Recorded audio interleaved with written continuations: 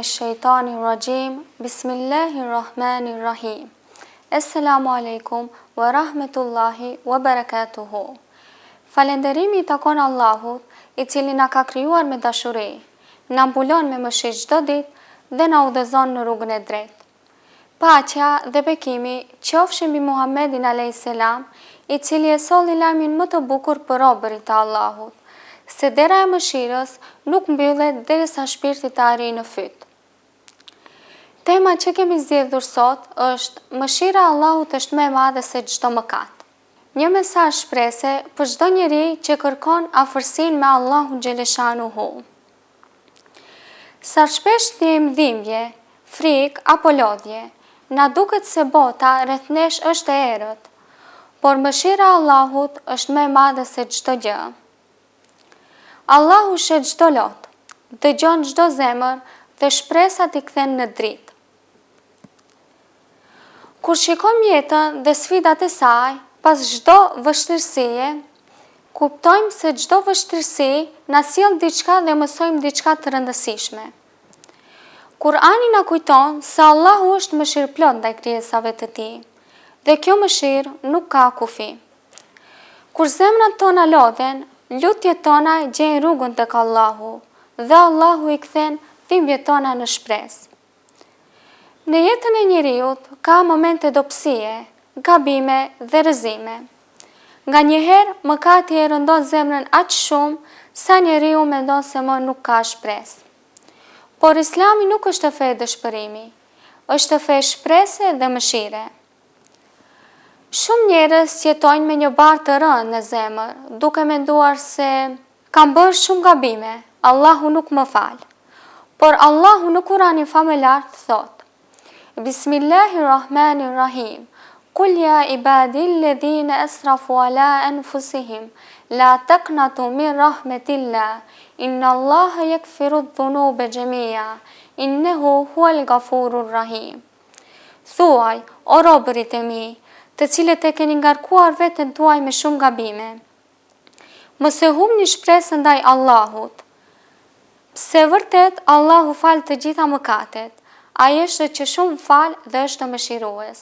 Sureja Ez-Zumer, ajeti 53. Ky ajet është dritë për çdo zemër. Ai na tregon se mëshira e Allahut është më e madhe se çdo mëkat, pa marrë parasysh sa I madh apo sa I përsëritshëm ka qenë mëkati. Vëreje si fillon ajeti: O robërit e mi, edhe pse mëkatar, Allahu përsëri I quan robërit e mi, ju armiqtë e mi.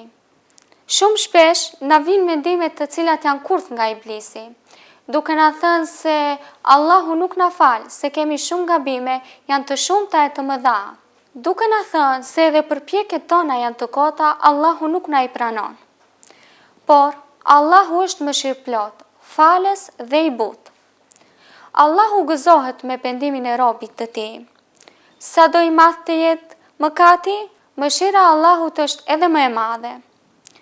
Mëshirë do të thotë të mbrosh dhe të jesh I dhemshur, ti ndjesh të tjerët me mas, është ndjeshmëri zemre dhe butësi gjoksi. Mëshira është reflektim I njërit prej emrave të bukur të Allahut xhaleshanuhu, Er-Rahman. Allahu është ai që na fal dhe na mbulon mëkatet, edhe po të jenë sa shkuma e detit. Allahu është ai që sa do të jemi larguar nga ai, përsëri na jep gjithçka që kemi nevojë. Allahu është ai që sa herë pendohemi na fal me dashuri. Allahu është ai që sa herë stëmuremi, përsëri na shëron. Shumë pak njerëz e kuptojnë se mëshirës do të thotë Allahu vetëm të na jep diçka të re. Lloj mëshire dhe mundësi pendimi është edhe frymëmarrja.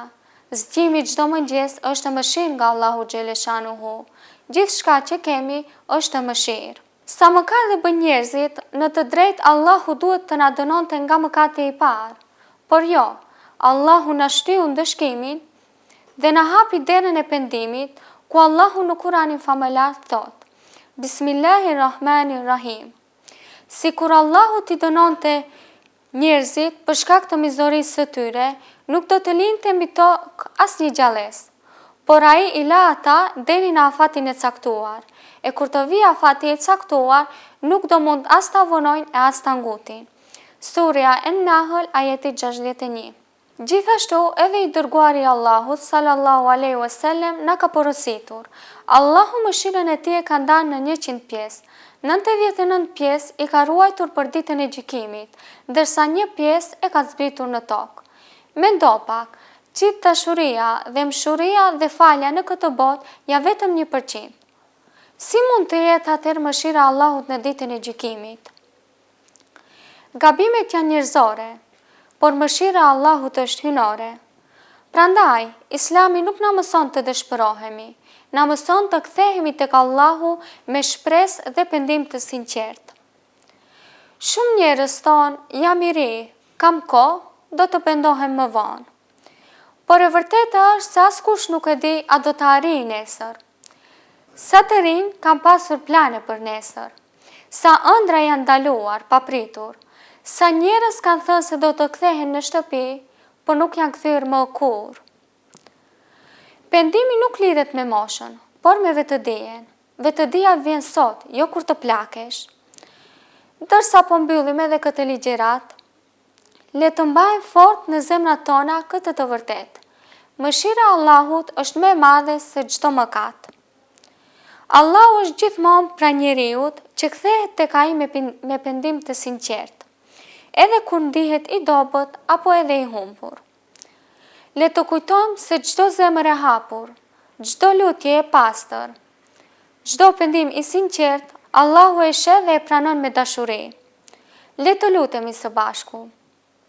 O Allah, Zoti i mëshirës, pastro zemrat tona, mbaj zemrat tona të mbushura me shpresë, dashuri dhe paqe për ty. Na udhëzo të qëndrojmë gjithmonë pranë mëshirës tënde. Amin. Esselamu alaikum wa rahmetullahi wa barakatuhu.